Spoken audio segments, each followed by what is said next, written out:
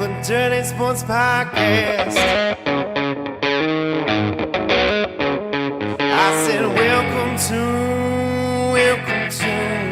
the Dirty Sports Podcast with Andy Ruther and Joe Prano. Welcome to the Dirty Sports Podcast. Welcome to the Dirty Sports Podcast. I'm your host, Andy Ruther, coming to you live from Cincinnati, Ohio, with my co-host from Port Hueneme, California, Joey No Chill Prano. Hello, Andy. Good morning. Good May 30th. Almost May 30th. To June. We're almost to June. Is there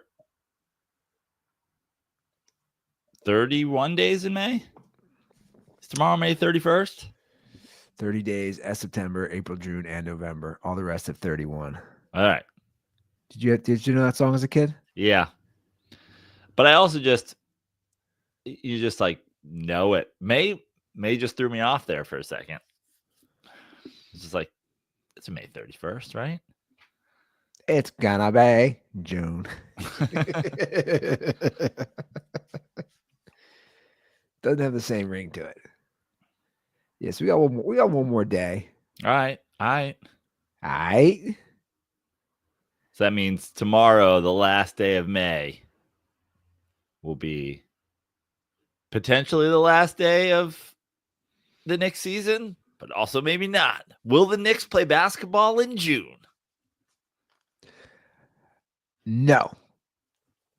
Love Andy it. Ruther says give me no. Can you guarantee it for us? Could you say I guarantee the Knicks won't play basketball in June? I can't guarantee it. Can you please guarantee it, Andy? If you put a percentage, can you guarantee it for me?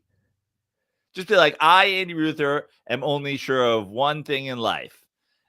Or three, death, taxes, and the Knicks won't play basketball in June. Give me a firm 85%. 85%? Yeah. 91? 92%? 85. Well, here's a fun fact. I was doing a lot of digging. I've done pretty well gambling on this NBA playoffs again. Did well last night. There's been a couple of games in this series that I was just sure, I knew for a fact we're going to go the way they did. I knew the Knicks weren't going down 3-0, even going to Indiana. So game 3, after those two losses in New York, obviously the game 1 devastating loss, I was like, so I bet heavy Knicks money line game 3. And then I knew they weren't losing this series 3-1. So I bet it last night. I was looking up, was on a gambling site last night after the game. I was like, well, I got some winnings here. Let's start cooking up some more bets for the last one. Fun fact, the odds on the series, the heavy favorite is that the series ends next game. But the odds of the Knicks winning in 7 are better than the Pacers winning in 7. That doesn't surprise me because they'll be home. You can bet 3 things now. I know, but that's interesting because that would be 3 consecutive wins, which still feels like, the Knicks lost a game 7 at home to the Pacers last year. It still feels like, man. So it's going to be interesting. I actually don't think the Knicks win the next game, but at this point, it's certainly possible. And the other thing about game 6 is if you go backwards through the series, like I said, I knew they were winning last night. I knew this wasn't a gentleman's sweep. I knew it was going to be 3-2. I knew we were going back to Indiana. I knew when they lost that game in Indiana that they were going back to Indiana. I knew the game before that, I didn't think we were getting both in Indiana. Every Knicks fan was like, all we did was lose the 2 at home, but if we take the 2 in Indiana, and after we won game 3, it was, see, all we have to do is, I was like, we're not winning both in Indiana. And I did think we would win game 3. I bet heavily on that. and then you go back to games 1 and 2 in Madison Square Garden. I always thought we would split those games. Obviously, the Knicks didn't split those games, but in a way, they kind of did, in that, you had a great game 1 Knicks game, and then you had the Pacers in game 2. It just so happened that the great game 1 Knicks game came apart very late in a historic loss. So the series has kind of gone the way I thought it would, with the exception of obviously the insane game 1. So now we flip back to, well, okay, the Knicks could be up 3-2 in the series without that, but they're not. So now is it going to go the way I think it will in game 6 and the Pacers win? Or is it time for, us to get a little balance and the Knicks get the game they shouldn't have gotten, like the game that the Pacers got in game 1? Like, every game besides game 1 has been exactly what I thought it was going to be, essentially. And so that we have one outlier. Does that come back? Do we get a little balance in the force? Is the outlier? Do we get an outlier on the Knicks side? I don't know. But like Kevin Millar said on that Boston Red Sox team, don't let us get 2. Don't let us get game 6.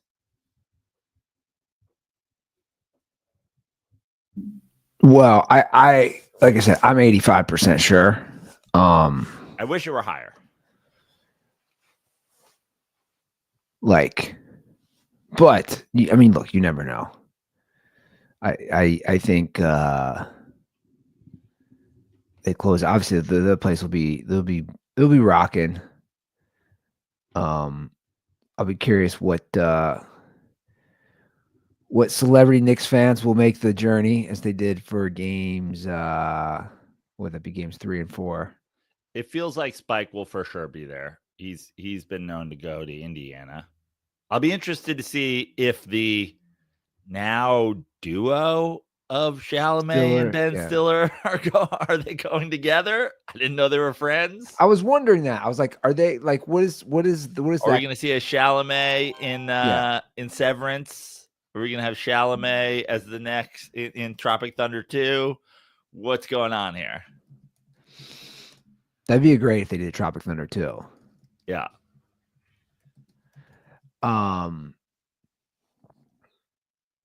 They have to set that up, right? Tropic Thunder 2? No, they like sit next to each other. That's not just. Well, I think it's probably, yeah. I imagine that. I imagine it was either a couple of things. I imagine it was either the Knicks having a couple of courtside seats and picking out who have become kind of the lead 2 fans this year. I mean, as far as celeb fans, Chalamet he's literally jumped everybody but Spike in the Knicks celebrity fan rankings at this point because he's His star power. He's there night in and night out. He's been on the road. He was courtside in LA when I was there. And he's got the what do they call it in the fucking when people talk about it in like the Marvel, like not the backstory, but like he's got like the origin story. Like if you go back, the origin story is built. This isn't Ben Stiller. Like you can follow the trail back to him meeting Landry Fields and in Grand Central Station on Instagram. Like his origin story is there. So you take the fact that you have this whole history that's just now come to light, plus his star power, plus his hot chick girlfriend, plus the fact that he's going to games on the road. He's jumped everybody. He's jumped. I mean, you don't see Bobby Bacala on the fucking road. Bobby Bacala is not showing up in, LA courtside. Edie Falco is not showing up LA courtside. Like he's jumped everybody but Spike. And I will say this. It'll be nice for him to jump Spike. It feels like Spike just has too many years on him. Like it'll be impossible for him to jump Spike. But I do look forward to the day where Spike goes off into the sunset and Chalamet takes his place on the throne. Does Spike go to every home game? No, I didn't think so. No. Because he can't with his schedule. but he goes to a lot, and he goes to big ones. But Chalamet's based in LA, right? I don't know. I mean, obviously he's trying out both places. I'm sure he does. He's from New York. He's from the city, so I'm No, sure. I know his whole backstory. So I'm sure he has a place in the city.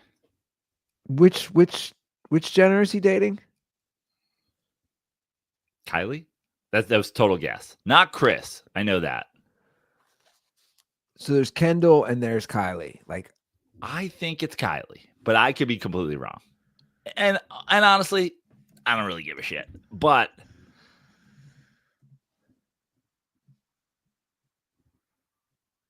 you know what though?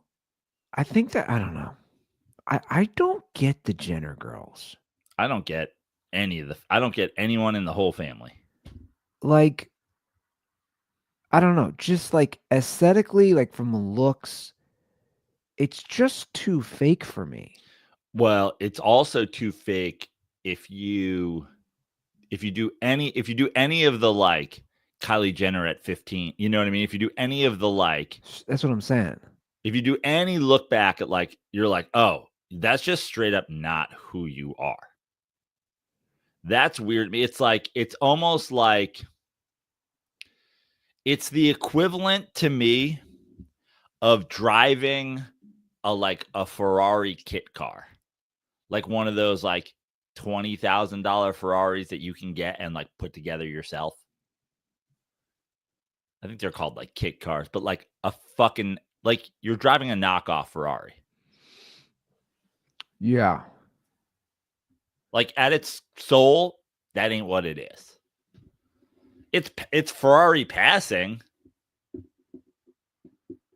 Sure. We're getting sidetracked though. We have a lot of Knicks stuff to talk. You know, you got me sidetracked on all the shallow. I'm not getting sidetracked. I'm just saying. I'm just saying because obviously she's been sitting courtside with him. Yeah, and I'm like, I could be wrong. And I know people are like, well, Ruther. My take would be like he doesn't seem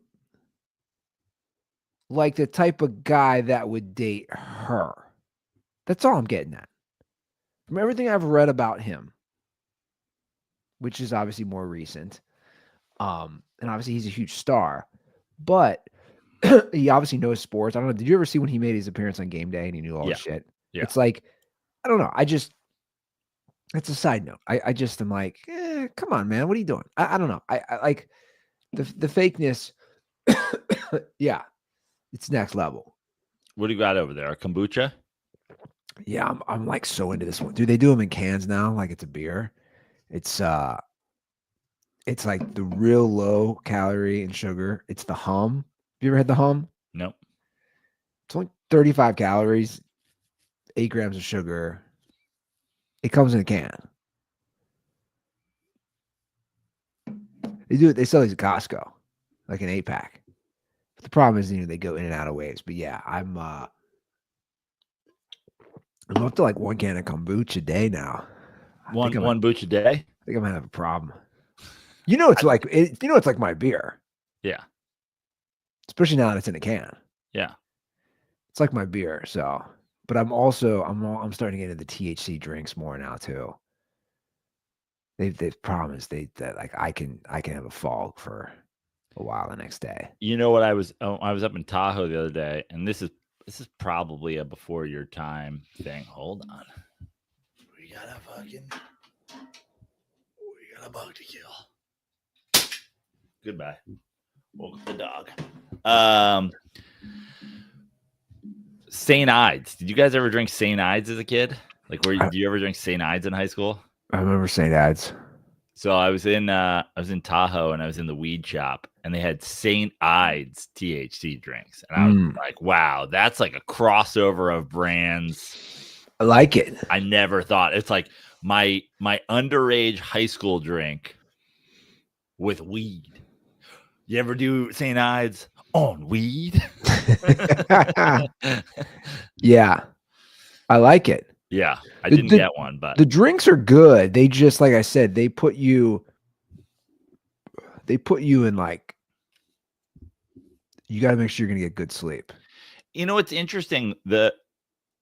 I went through a pretty, in that run here, the last couple of years before it went medical in California.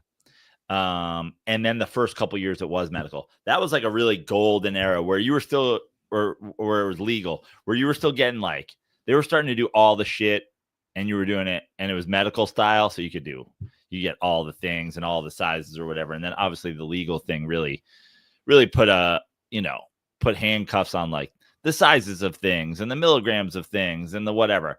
But I went through a run there where it was like a lot of the drinks and tinctures and edibles and whatever. And I think, even though at the time I was like, I like this, I think it like got me off weed. Like, it turns out I don't think I like the edible thing. Like, in a pinch, I don't mind it. I don't mind a gummy here and there. I'm big on these. Like, I have like literally a 1 milligram to like 30 CBD that I'll like take at night and whatever. But like, I think for me, and I'm trying to make a conscious effort, I think I'm going to go back to the smoke and vaping, the smoke and like the pen. Cause every time I fucking edible now, I'm just like, this makes me not want to do it again. No, I get the smoking. I get that. I still think that's the cleanest high. If that makes sense. I agree. Like I still probably I would actually agree with everything you just said. It's still, and you also don't feel it the next day. It's just like I've been doing like a lot of like gummies on the golf course, and it all like, I'm just like, this is bad. This is not the vibe. I was like, I think I need like mini pinner joints on the golf course, or like back to the pen. I just got a new pen. I haven't had a pen in forever. yeah. I need to learn. I was texting one of my brothers. I need to learn. Yeah, this is embarrassing to admit, and then we'll get back to Knicks talk. I've never rolled a joint. I know how to roll a joint. I just cannot. So I'm saying, do it. I was like, I want to learn. I think Although these days you could just get all the pre-rolls. You can't here in Ohio. Wow, why is that a thing? It's one of the stupid laws. In different states have stupid laws. Well, not pre-rolled. At least you're not in Texas, Andy. At least you're not down there where, freedom rings. I can't believe it's not legal down there. I am surprised. I'm surprised it's not legal down there. I would think it would be legal soon. Well, it was, and then they went the other way on it. No, it was not legal, was it? I think there was a thing, and now they went back on no THC, no Delta 8, no. I think it's like no THC products. Where I think they must have like legalized it to some degree. Let me just Google. It was a big thing recently. It was a big story. Yeah. No, it's like a day ago. Yeah. I mean, it's Texas House passes bill banning sale and possession of THC cannabis products. It passed Wednesday night. THC is an $8 billion industry in Texas. $8 billion industry.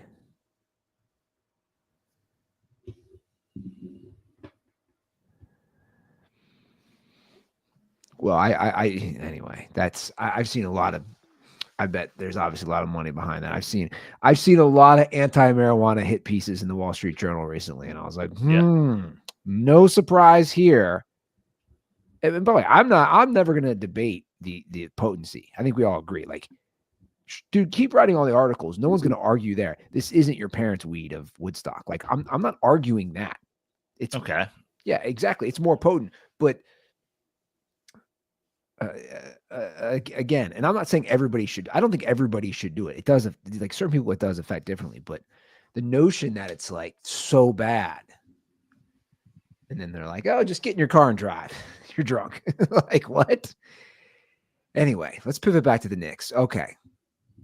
So let me tell you, like, I have this fear about game 6.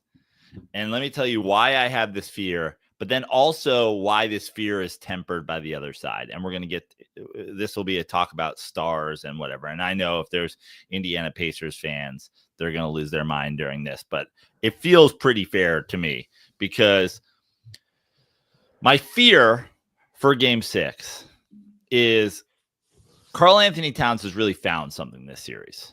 Karl Anthony Towns has been great when he can stay on the floor. I'm not sure I've ever seen anybody that consistently has dumb fouls.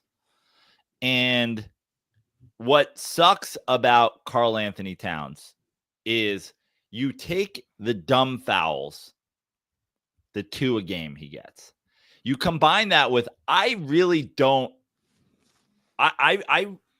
a casual Karl Anthony Towns fan over the years. Like, I mean, I watched the NBA playoffs. So like when the Minnesota Timberwolves were in the playoffs, I'm watching every Karl Anthony Towns game. I'm watching, nationally televised Timberwolves game from time to time. I'm watching Karl Anthony Towns when he plays the Knicks through the years, but I'm not like watching 82 games of Karl Anthony Towns. So I don't know if this is like a recent thing or a New York thing. I've been joking with everybody that like to me, and the thing I'm talking about is he also has a terrible whistle.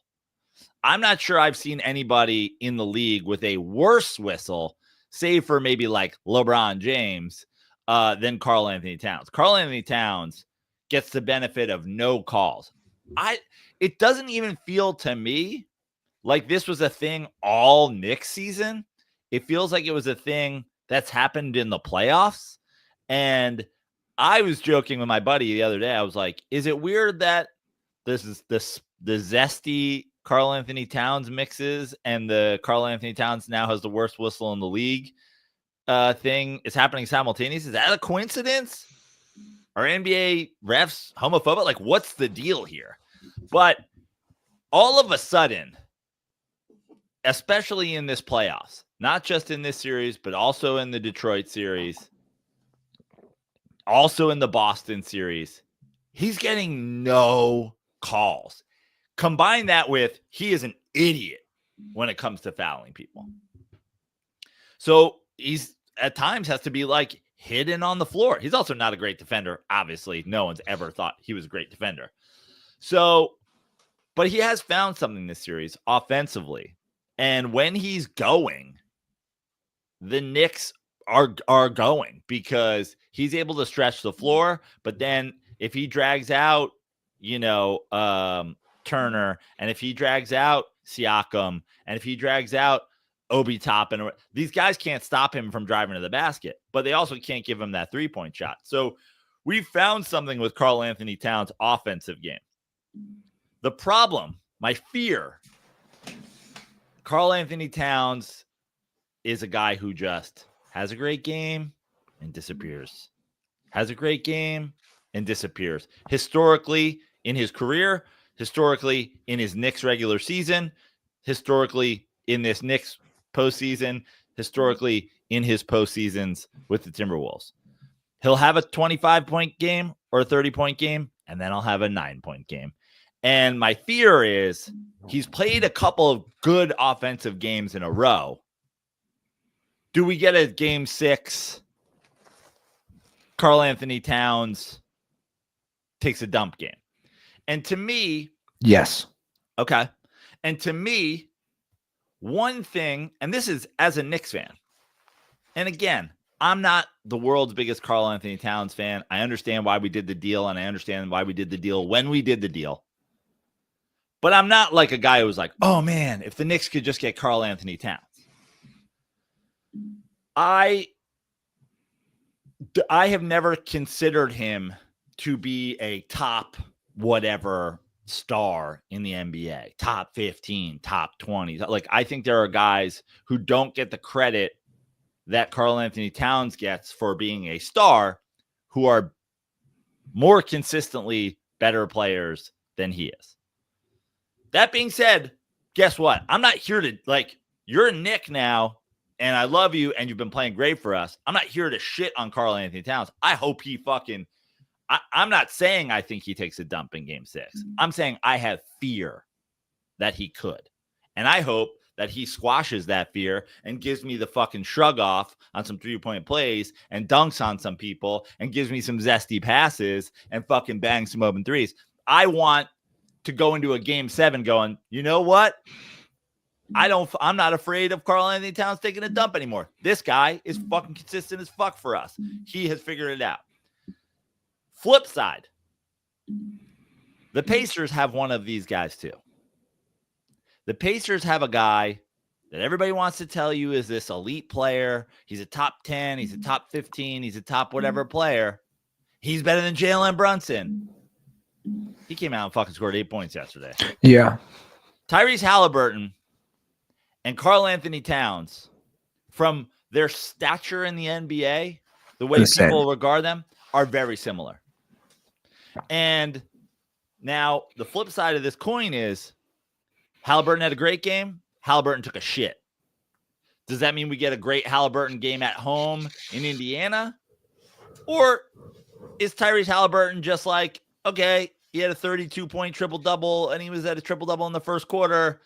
That might be his good game for the rest of the fucking series. I don't know. But I can tell you one thing. And this is the offensive part of the conversation that's been around this series. Jalen Brunson has gotten hammered by certain people in this series because they went on a little run when he had to go to the bench with foul trouble. Jalen Brunson is not a great defender. He's undersized. Jalen Brunson is and will forever be a better basketball player than Tyrese Halliburton. Jalen Brunson's points per game in over under for game 5, 30.5. For game 6, 30.5. Vegas is like, yo, the fucking sun might go up tomorrow for the last time and never fucking go down again. It might explode. There might be a tsunami that hits Earth. California could slide into the ocean. I don't know, but we know one thing. Jalen Brunson's going to score fucking about 30 points in game 6. And that's the one thing that kind of gives me hope in this is like, we got a fucking dude. Now, can Karl Anthony Towns step up and be the other dude? He has been. Let's see. Conversely, can Tyrese Halliburton step up again and be a dude? Or is he going to be the pancake that he was in Madison Square Garden? Because let me tell you something. If we get to game 7 in Madison Square Garden, the entire universe of Knicks fans is going to be sitting there going, Jalen Brunson doing the choke sign after this game is going to hit like crack cocaine in the 80s. That shit is going to send us to the fucking moon. Don't go back to Madison Square Garden for game 7. Now, is Tyrese Halliburton going to get a little that pressure in game? Is he already feeling it? Because I'll tell you one thing. Tyrese Halliburton is a front-running motherfucker. That dude loves to talk when he's up. Yeah, well, I think, well, it's from a pressure standpoint, it is very interesting. Hold on 1 second. Yeah, sorry. Go for it. I'll continue. It's interesting when you look at the pressure, and that matters in all those things when it comes to sports. The question is, who has more pressure in game 6? Kind of what Prano's getting to. Do the Knicks have pressure now that the expectations have been elevated as a team? Who has more pressure? I would say, well, the Knicks still have more pressure. Yeah, well, I was about to say, I don't know. Because now the expectation is that the Pacers should win this. And the expectation is on them. I think the pressure has flipped, is what I'm saying. Just in game 6. I mean, the Knicks are still backs against the wall in game 6.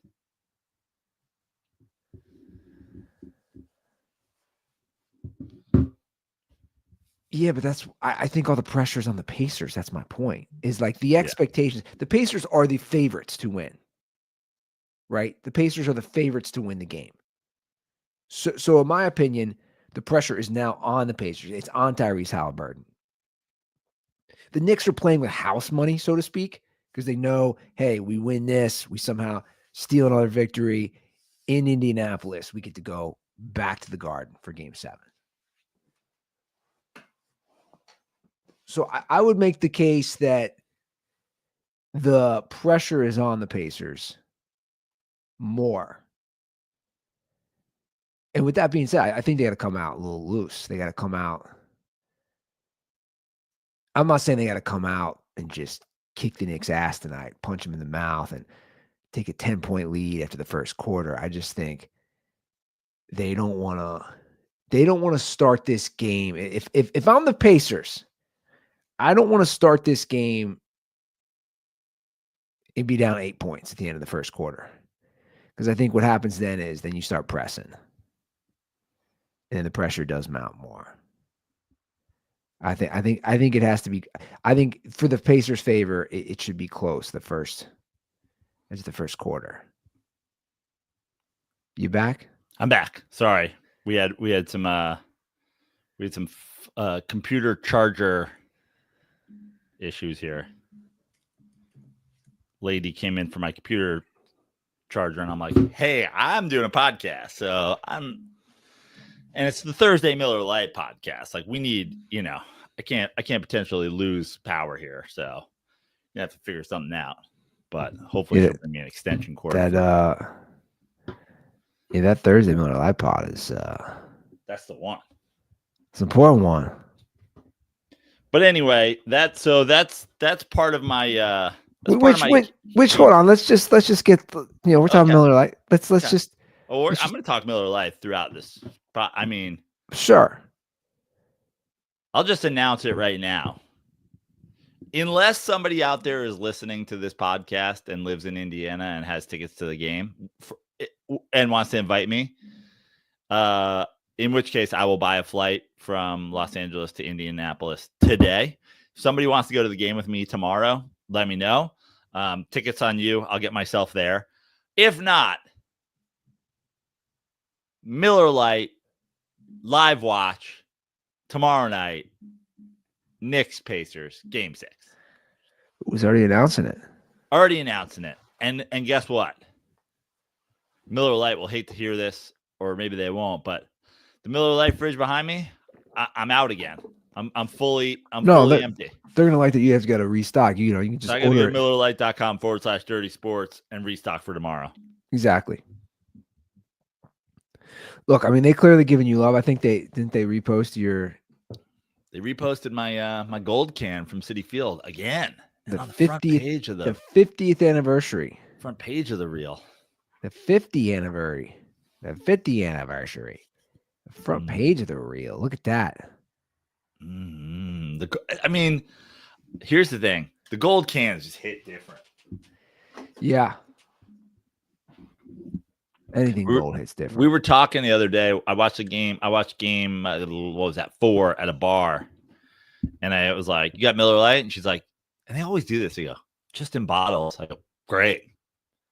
Like, you think I'm about to drink some other draft beer just because you only have it in bottles? I love it. You know what's funny is, like, every time I ask for a Miller Lite at a bar and they only do bottles or cans, that's always the attitude. Sorry, just in cans. I'm like, great. Best thing ever happened. Like, you think I care? Yeah.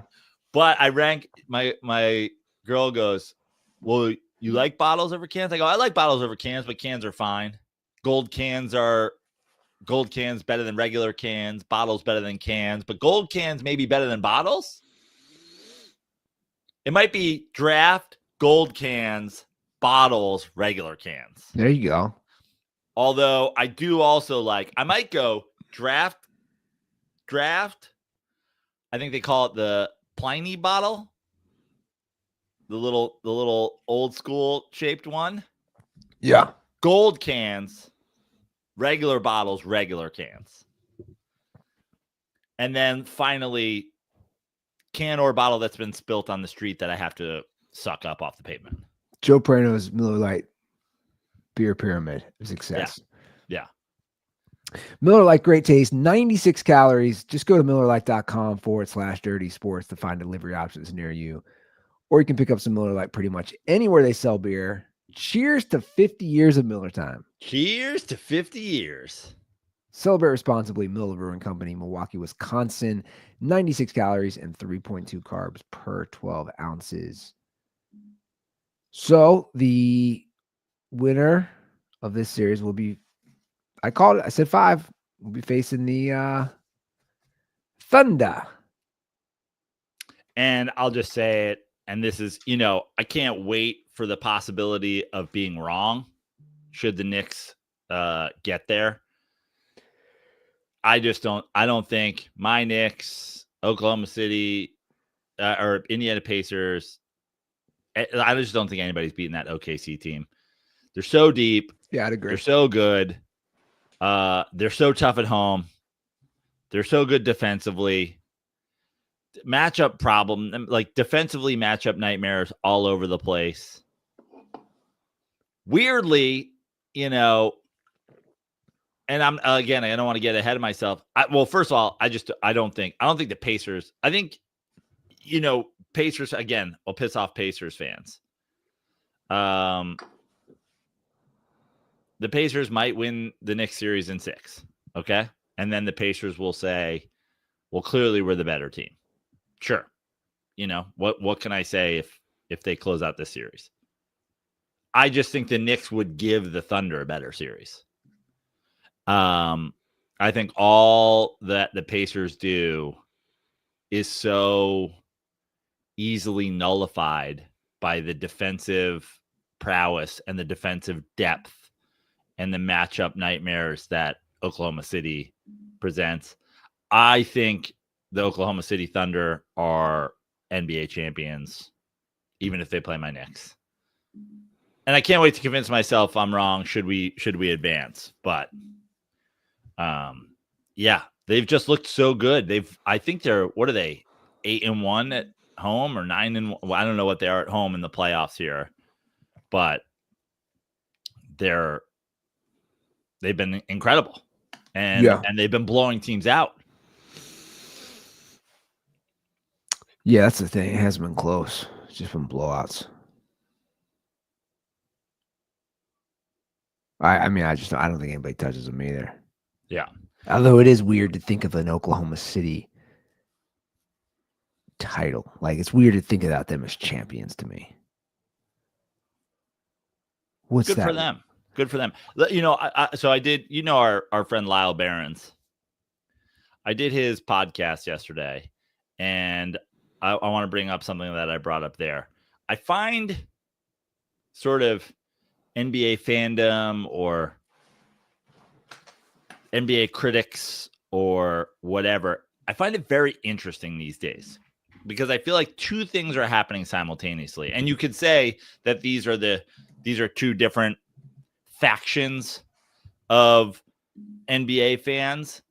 But I always like to, I think like I get triggered sometimes by things on social media when I feel like it's like everybody's saying this, and I'm doing air quotes because obviously everybody doesn't agree. But when like the general consensus is something that I don't agree with, that's when I go the fucking truther mode, Kobe's the top 3 player of all time. I'm like, no, he's not. Like, it's when like the majority of people or whatever are feeling some sort of way about something that I don't agree with at all. It feels like simultaneously, and correct me if I'm wrong here, but simultaneously in the NBA, everybody, quote unquote, everybody, sort of rooting against the LeBron and the Lakers, right? Like, people don't want to see LeBron succeed. People in the last couple of playoffs have taken a real hatred toward the New York Knicks. Simultaneously, everybody's talking about how Indianapolis OKC will be the worst finals ever. No one watches small market teams. No one cares. And I'm just like, what are y'all rooting for anymore? Like, I'm gonna end up watching the NBA finals no matter what, no matter if it's OKC, Indianapolis, or whatever. And the small market thing will never affect me. I understand the notion of more people would watch a Knicks Celtics Eastern Conference Finals and the Knicks Pacers one. I understand that everybody wants Boston LA as the finals because there's all this but like, how does everybody hate the Knicks, hate the Lakers, also hate small market teams? Like, what do you guys want anymore? Or are we just now at the point where everybody just hates the NBA? Like, there's this NBA backlash because of whatever, politics and racism and flopping and 3-point shot, and I don't know.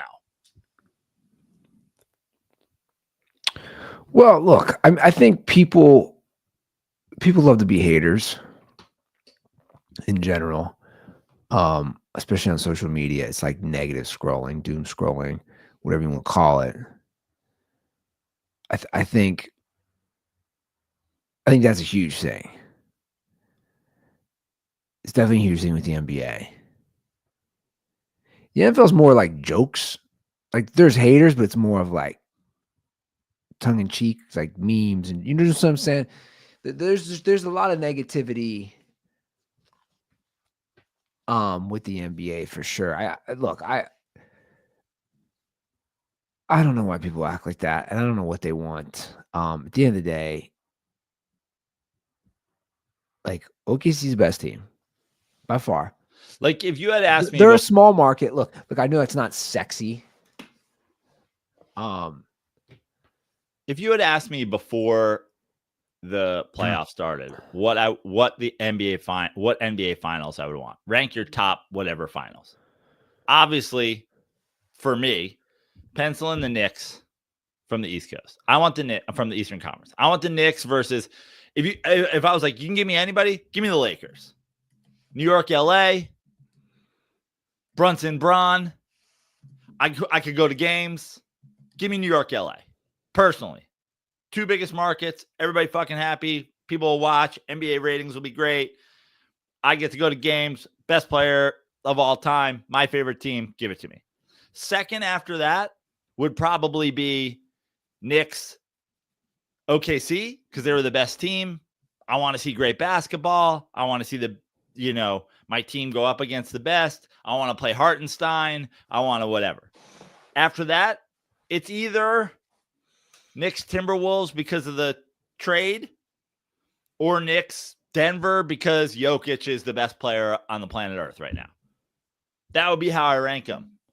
If you were like, oh, you got to take somebody out of the East, I'd be like, okay, but not the Knicks. I go, okay, well, I guess maybe I like, what I want to see, like Boston, LA, that'd be cool. What do I want to see? Boston get their ass beat by an OKC? I don't know. But like, the idea that like, it just feels like today in the NBA, you're like, okay, you guys don't want the things that you don't want the potential matchup you're going to get.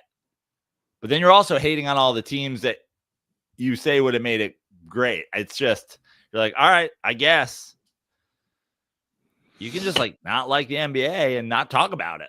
Again, this is kind of like me with the WNBA or me with hockey or me with whatever. It's like, I don't go out there fucking posting long think pieces about the Indy 500.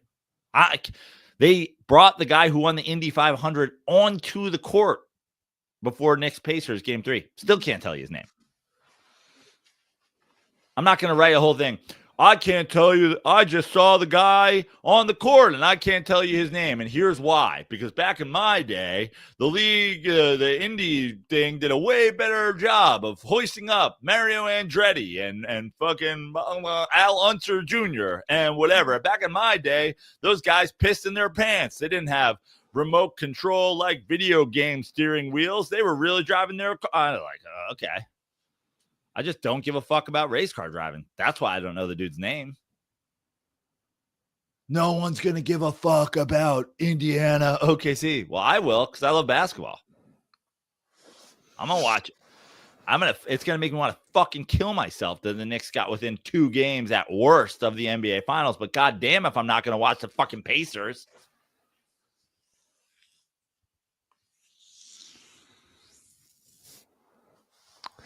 Yeah, I don't know why people complain if they're not going to watch it.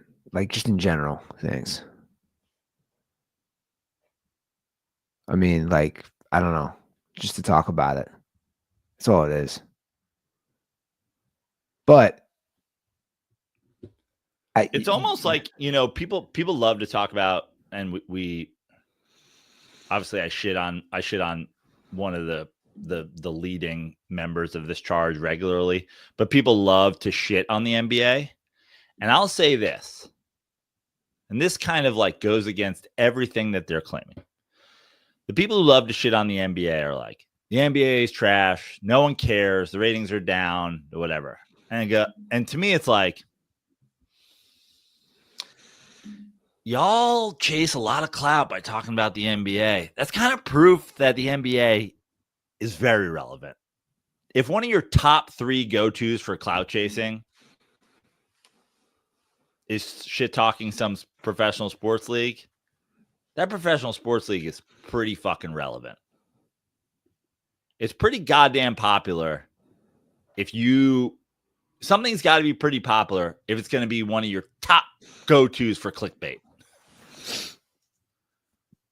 Like, I put out a tweet about fucking Taylor Swift today, and it's like, I hate Taylor Swift, but I do that because I know people love Taylor Swift.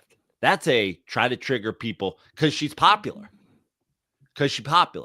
If no one gave a fuck about her, I wouldn't always rag on her and try to get fucking people riled up. I'm open about that, though. I fucking hate Taylor Swift. I think she sucks, but I know there's legions of Taylor Swift fans ready to die for her.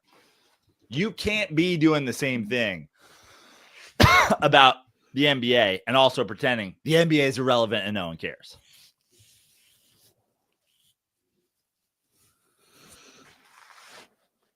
Well, so you're basically saying you do the same thing with Taylor Swift that these people do with the NBA.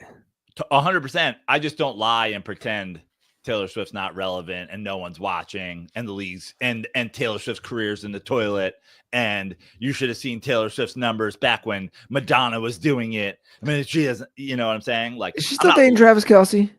I think so. We would obviously have heard if they broke up. Yeah, but they have drifted off into they're certainly not Chalamet and whatever Jenner that is. And God forbid, and don't fucking do Bruce. What if Chalamet went for Bruce? That I think he did a movie about that. And he ate a peach with him. Wasn't that Chalamet's like big moment? So it's like a older man. I have no fucking clue what you're talking about. It's like literally the movie that put Chalamet on the map was like a gay movie where he was with the guy from the cannibal dude, Army Hammer. That was the Chalamet on the map movie. This is why we know who Timothy Chalamet is. Because why? What do you mean because why? Are you asking me or are you asking, is that the name of the movie? Well, I don't know when you know what movie you're talking about.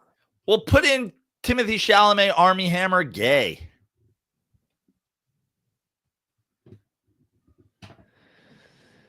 I got it right here. Call Me by Your Name. Yeah.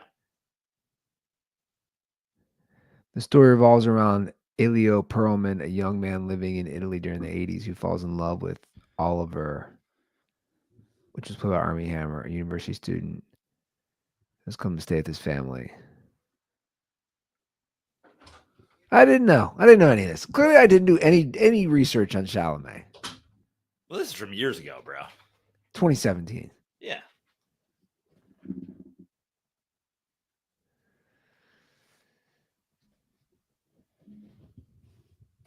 I'm still here. Okay, I just didn't know what was going on. Prano is he's off. He's off again. I want to bring up what's going on here with Zion Williamson. All right. You got some real scathing accusations, some court documents today from old Zion Williamson here. Let's pull it up. What we got here? Let's pull it up here. The old bookmarks. What do we got? All right. This was submitted to LA Superior Court yesterday. Zion Williamson accused of rape and a lot of abusive other things in this court docs. A plaintiff claimed that she began dating Zion Williamson in or around 2018 while he was a freshman at Duke. They remained dating through 2023. The defendant is claimed that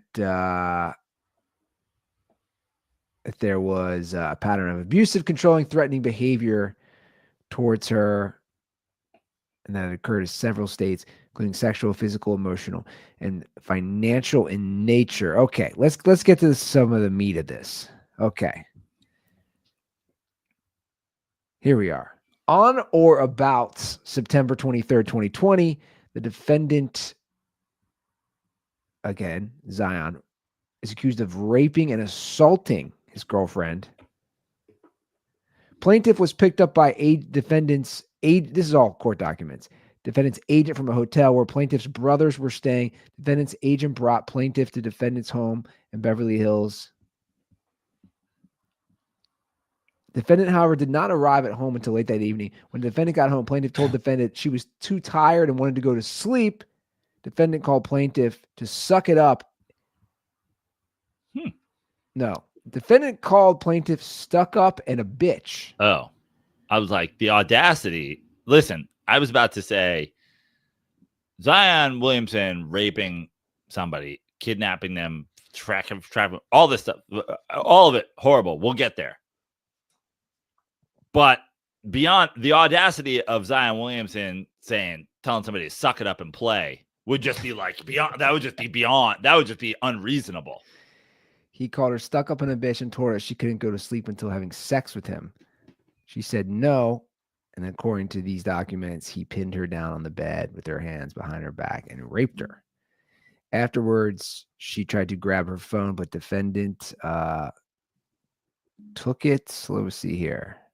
Now you're telling me that Zion Williamson's getting blocks and steals? This whole story is trash. He apparently threatened to have his paid security guard shoot her in the head. Well, the security guard was president, and he was carrying a loaded firearm.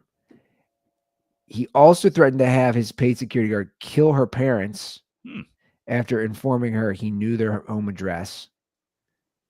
Was his paid security guard John Wick? What like... I listen, I understand. I'm not trying to make light of this story or victim blame in any way or whatever, but also ladies out there, I know we don't have a ton that listen to the Dirty Sports podcast, but if a man threatens to have his bodyguard execute you, I think you can call his bluff and say, I don't think a guy's about to murder somebody's parents for some NBA player's paycheck. He apparently monitored her location at all times. According Go to murder her parents. You got it, boss. Off to murder some parents. He monitored who she was with, calling her repeatedly, following her home from work, this is how he did it, or sending his friends to follow her. Continuously taking and going through her phone and laptop, entering her apartment without permission, and rifling through her belongings. Lying in wait at her apartment for her return home in both California and Louisiana I'm picturing him with camouflage painted on his face in a ghillie suit, pretending to be a bush. So there's a lot here. These are just some of the things that are listed. Look. Well, one, it's amazing. If these accusations are true, it's amazing that people continue to think they can get away with this shit in 2025. Yeah.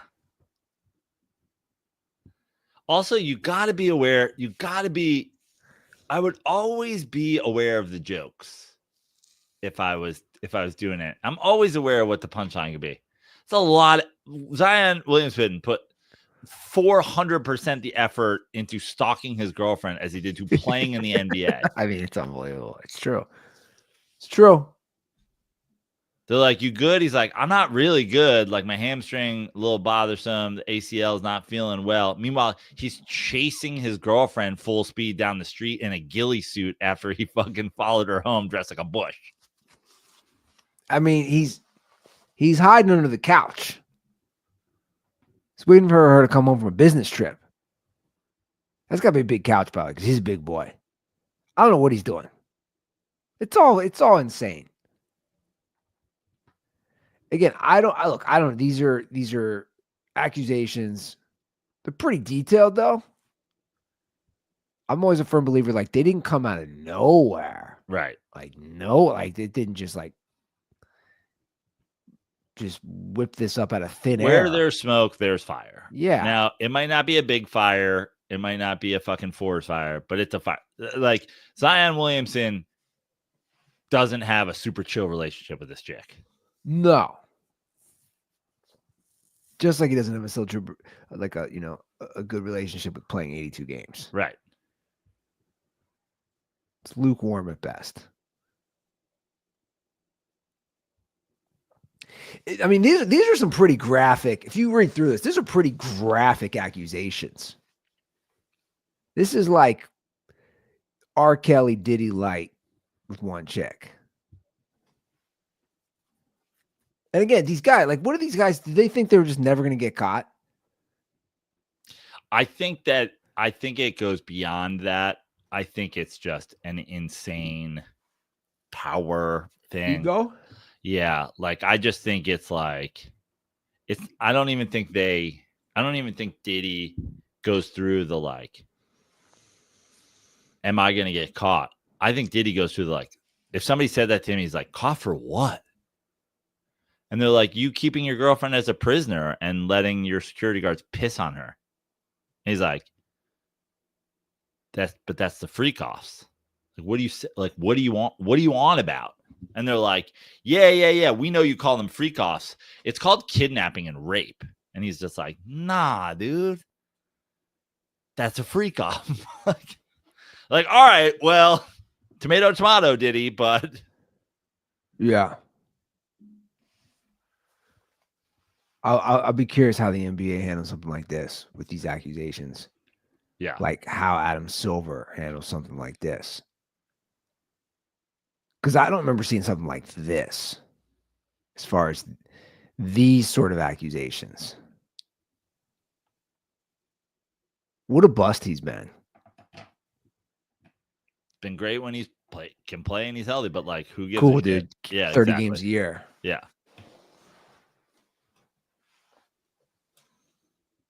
Did you see the Stefon Diggs video? No. You're on all the things. Are you just on Black Sports Online all day? Like, how do I miss this stuff? Are you on TMZ Sports? You have a whole different news feed than what I have. Oh, yeah. I do. Oh, and this was okay. Wait, I think I read the headline about this. It's on the boat. And I forget what team is he on now?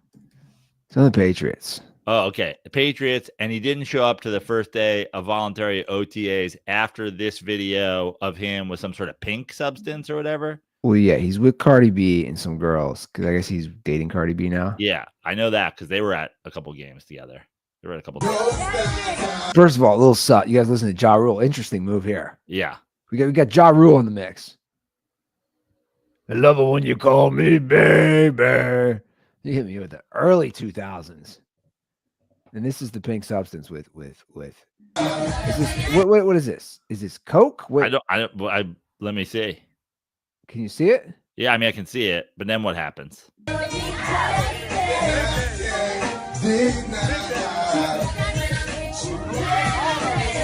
First of all, I want to say this. I mean, who is filming them and how are they not aware of it? Right. Or they are aware of it, but they don't think anybody's gonna like share it. It's like it's for us. Now, are any of these people Cardi B? Yeah, in the front. They're In the camera front? out. In the front right? Yeah. Okay. You don't recognize her because you don't see those areolas right now. Yeah. I don't see. You remember those? You remember those things? Yeah. Do you remember those things? They'll fucking haunt you. They'll haunt your dreams. Did he not see her areolas? I think he has at this point, Andy. Amazing. So I don't All right, know. now what happens? Nothing. Is that the end of the video? They go listen to more Ja Rule and Ashanti. I don't know. Murder. I love that Cardi B is like the least hot chick on the boat. I was just about to say that. So, which brings me to my question. Stefon Diggs is 31. He just shredded a knee. I'm going to set it at he's going to a team with a young quarterback. It is insane to me Does he that catch Stefon 1,000 Diggs yards? even got to, like, why did the Patriots get Stefon Diggs? I agree. That's why I'm gonna set the over under. Maybe it's too high, 1,000 yards. I'm gonna say no. For the season or the rest of his career? The season. I'm gonna go no, rest of career. I'm gonna go under 1,500 yards for the rest of his NFL career. Because he's done. You're saying he's done. I'm basically saying I don't think he's got 2 800-yard seasons left in him. I agree.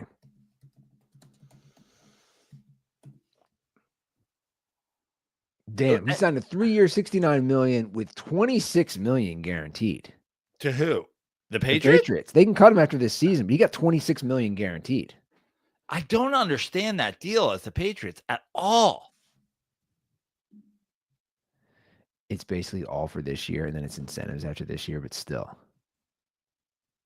He's 31, man. And it's just some sort of like, we have to get a receiver with some ability who can get separation for our young quarterback who basically played with them. To me, you're not showing a ton of competence in your front office if you need to do that. I just feel like if you can't turn around, go to the NFL draft with 6 rounds and go, we can take a guy in the second round or in the top of the 3rd round since we have a high draft pick, that at 23 is better or will at least give you 90% of Stefon Diggs production. I just don't think you're a competent NFL GM at that point. Everywhere he's went, he's been a fucking nightmare of a head case. I mean, he's put up some numbers. Okay. But yeah, that he doesn't fit the Vrabel type. He doesn't fit that mold of the type of guy Vrabel wants to bring in. Vrabel fucking got rid of the receiver. Vrabel got rid of AJ Brown. Yeah. I don't know if that was his call. I don't know the ins and outs. No, he didn't want that. The Right. rumor is he didn't want that. Right. He was very upset about that. Yeah.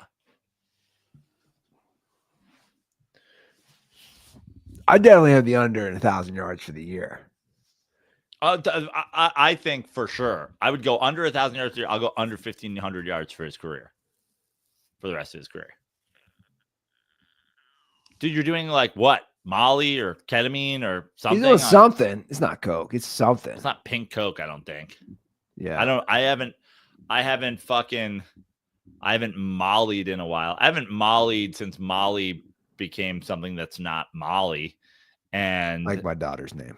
Yeah. And I've never ketamined. So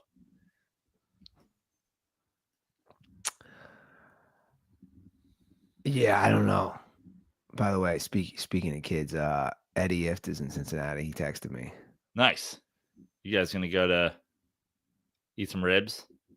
I don't know. He's like, you want? he texted me, and I was busy when he texted me. I wrote back. I said, I said, sorry, man, I forgot. I was like, he's second little kid, and she's hit like a bad rough patch. And he's like, oh, it's the worst. It's the worst.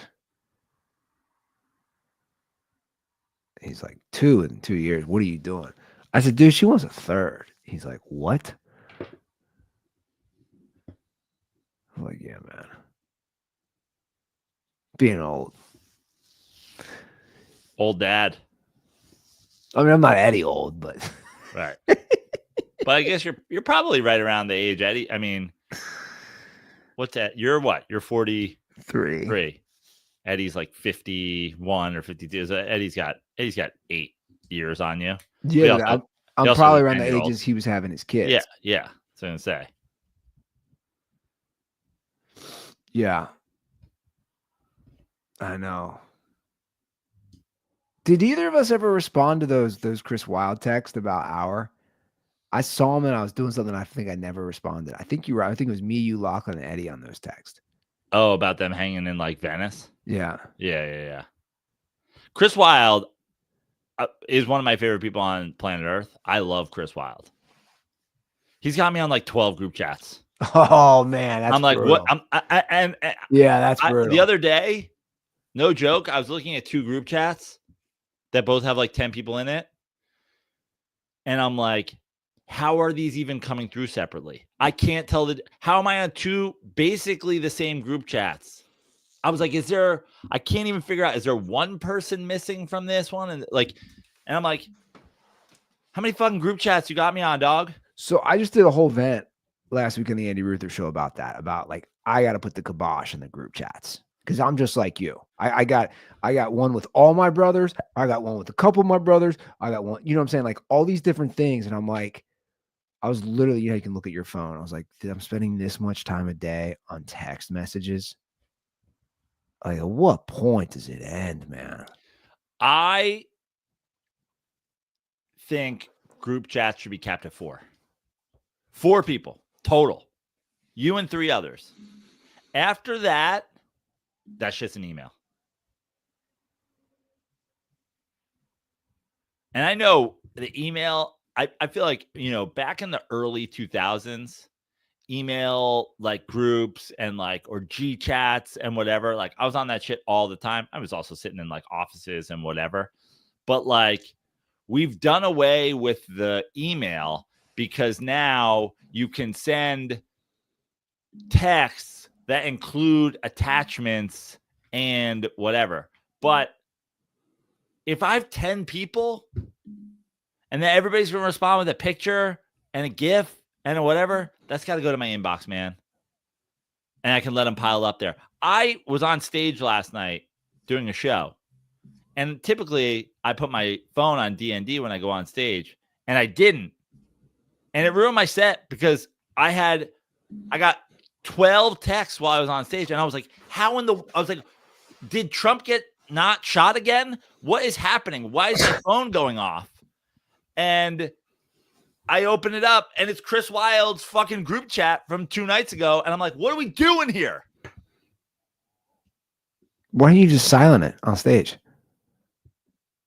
It's in my fucking pot. And I got to take it out. Sorry, guys. My fucking group chat's going off. Just acknowledge it, man. Yeah. But when you're like, it's going to stop. And it doesn't. And now I'm like, all right, I just got 4 buzzes in my pocket. I don't know what's going on, but that's done. And it just keeps going and keeps going. And then I was like, what are we doing here? Yeah. No, I agree. It's like cap group chats at 4 people. It's like if I'm in the shower and I forget to ding it, and then I just hear it happened to me recently, and my phone would not stop, and I was like, what is going on? I'm getting annoyed just hearing it. Here's the other thing. We have like a family group chat for basically my entire family, but no, like it's used so sparingly. Like I'll get like a picture of my nephew because it's his 5th birthday, and then everybody's like, "Happy birthday, Dean! Happy birthday, Dean!" And then the group chat won't go off again for a month. But this this group chat that I get every day, top group chats at 4 people.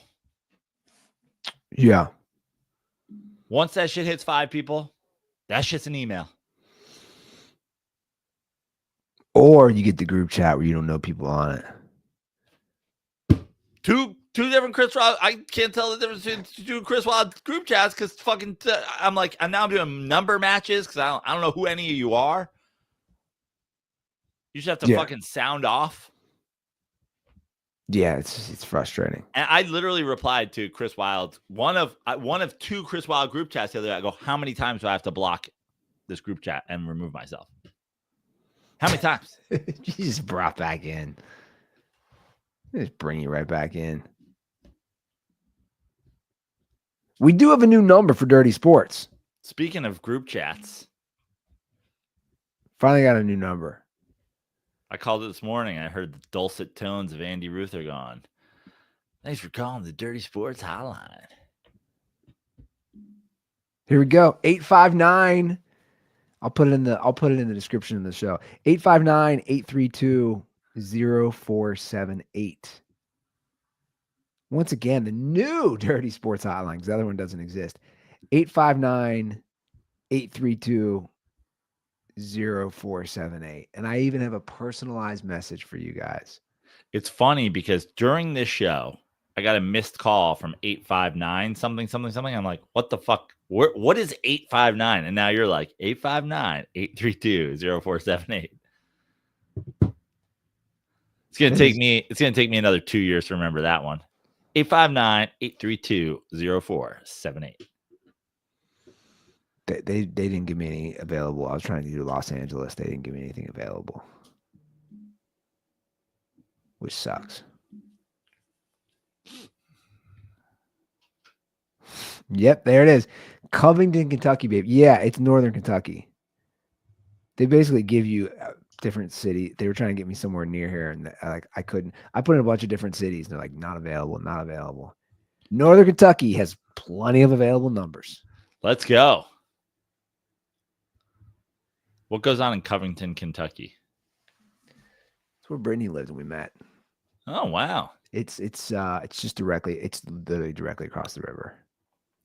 Now, so you guys met. She was living in Kentucky. You were living in Ohio, obviously.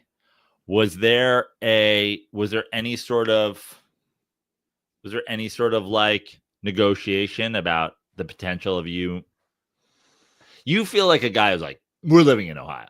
No, I actually am not. She really wanted to be in Kentucky. Just there's no house inventory. Like when we were looking, I was like, she's like, my parents still live there. But it doesn't mean does it mean anything? Like when she said, my parents still live there, but it's like, yeah, but they're 10 minutes away or whatever. No, I mean, they're 25 minutes away, but still, yeah, she wanted to be closer to her parents, which would be Kentucky, but I'm like, sure, find a place. Okay.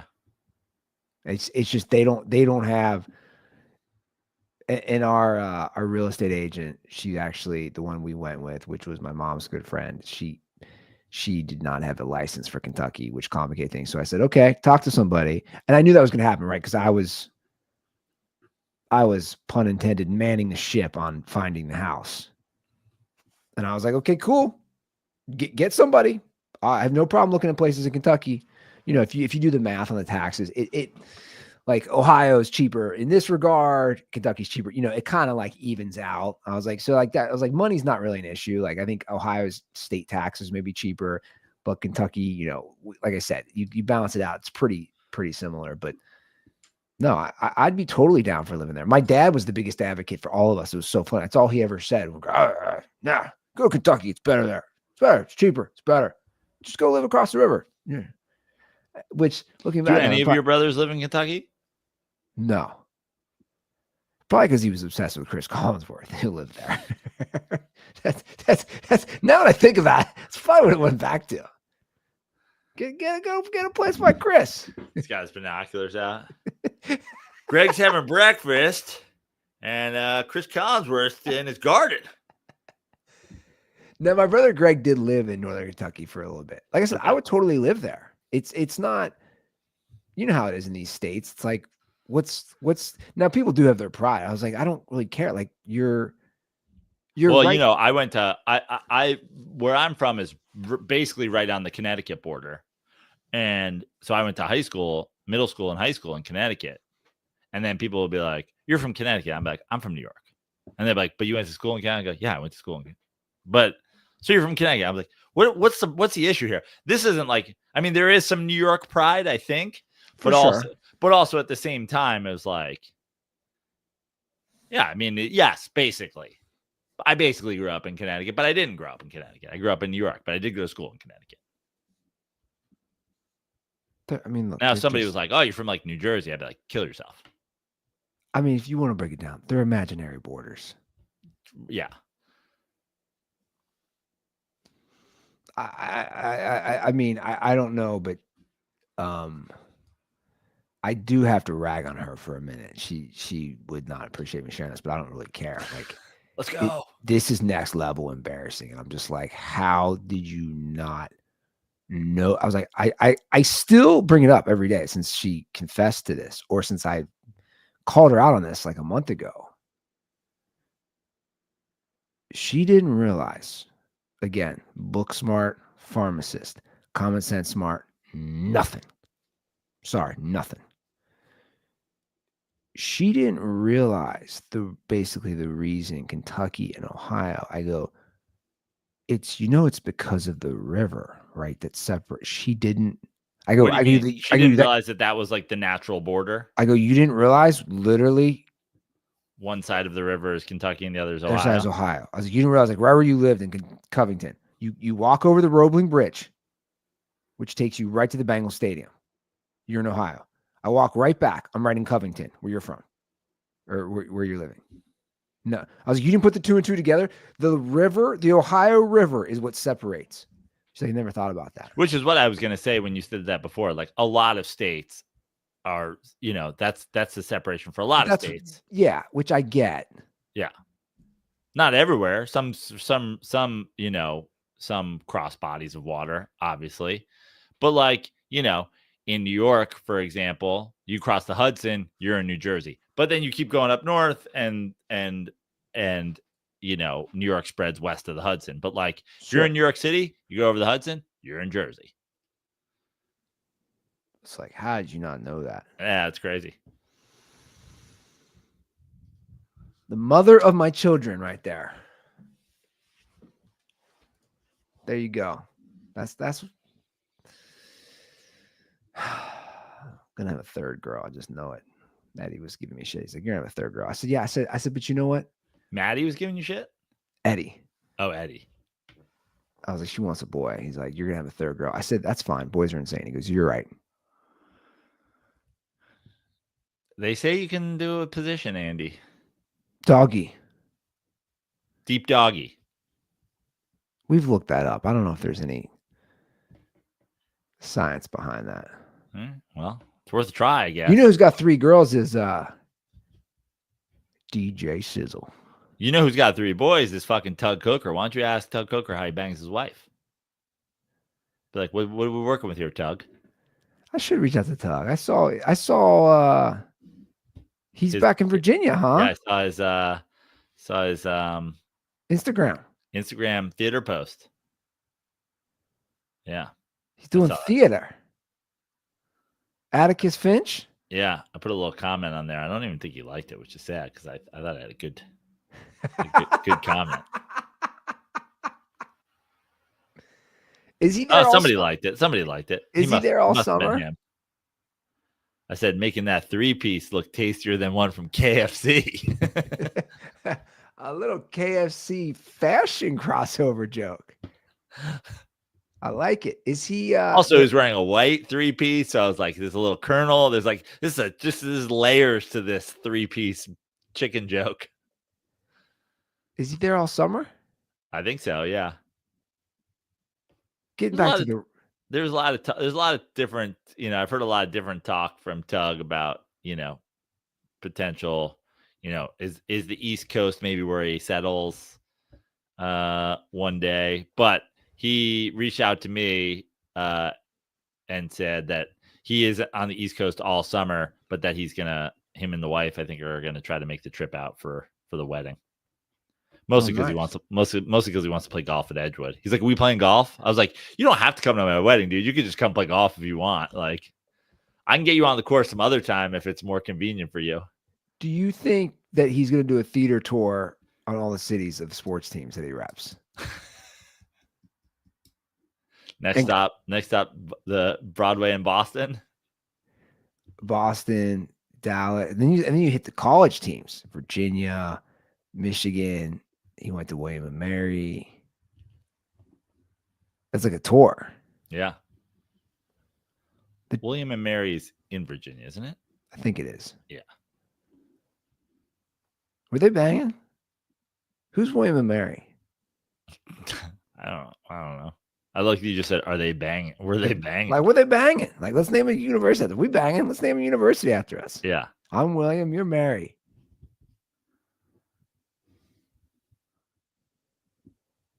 That's a lot better. They probably had a kid named like Thaddeus or something. I feel like it's for sure like one of those like fucking East Coast like settlers names. You know what I mean? Let's look it up because now you got me curious. Let's go to College of William and Mary.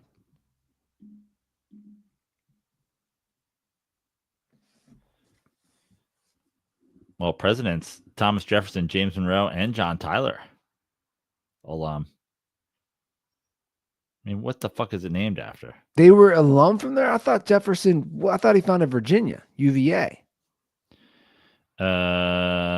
Alumni of the college includes 3 presidents of the United States. That's a little flex right there. Yeah. The alma mater of the nation. George Washington received his surveyor's license from the college. All right. History. Here we go. Does it King say William III and Queen Mary II. What is it? They were named after the reigning monarchs, King William III and Queen Mary II. The college is the second oldest in the United States after Harvard. So were they banging? Yeah, they were. So I was right. Indeed, you were. I mean, they were banging as much as like fucking kings and queens of England banged. So probably not. They probably weren't banging, but technically they were banging. I wonder what banging was like back then. It's interesting, right? That like that there was a time when universities in like a new nation were being named after like royalty. It's like if like the US settled somewhere right now and it was just like Timothy and Kylie College.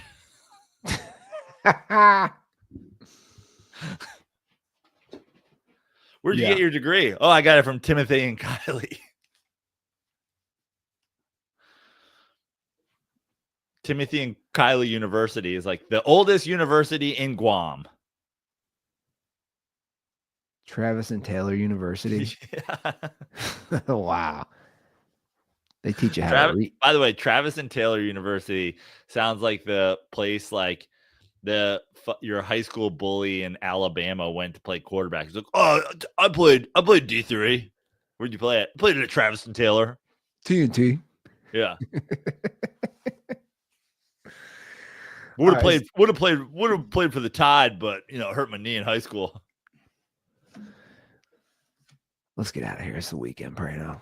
Again, we got a hotline. Weekend. I'll put. This is gonna be a tough one for me to remember too. 859-832-0478. Let's go. Call the hotline. Subscribe to me on Substack. Subscribe to us on Substack. Just do the free subscription if you're listening to this, because that way you will get alerts when I go live. I'm going to set up a live today, and then again, unless somebody slides into my DMs and says, "Get on that plane to Indiana, I got a ticket for you." We'll go live tomorrow night with some Miller Lights. I'm going to hop on MillerLite.com/Dirty Sports right now and order some. So I'm loaded up for tomorrow's Game 6. Big Game 6. Don't let us get another, Andy. Don't let us get another. Okay, I just think the Pacers win. Okay. All right, guys. Follow me, JoePrano.com for more shows, at JoePrano on all social media. Boom, boom, boom. All right, that's the show. Thanks for listening. Thanks for watching. We'll see you on Monday. Have a great weekend. And as always, stay dirty.